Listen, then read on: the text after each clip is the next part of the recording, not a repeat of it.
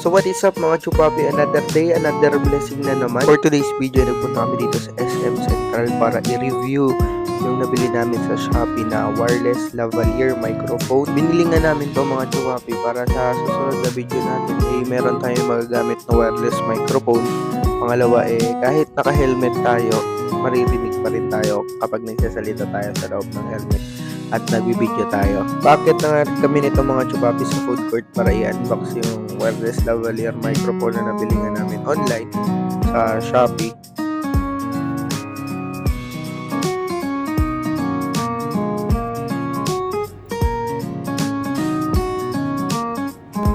At ito na nga mga paps, nakarating na kami dito sa food court para i-unbox nga ito. Yan, yung flash nga yung balot nito at siguro flash din yung nag-deliver.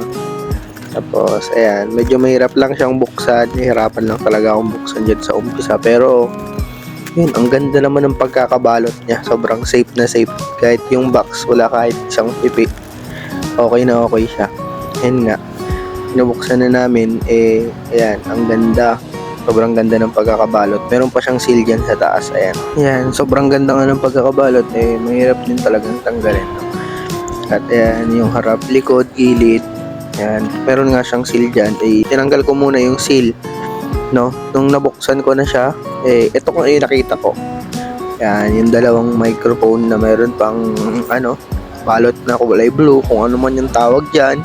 Tapos yung kinakabit sa cellphone, yan yun. Yung kinakabit sa cellphone natin, sinasaksak. Tapos, ayan yung dalawang mic.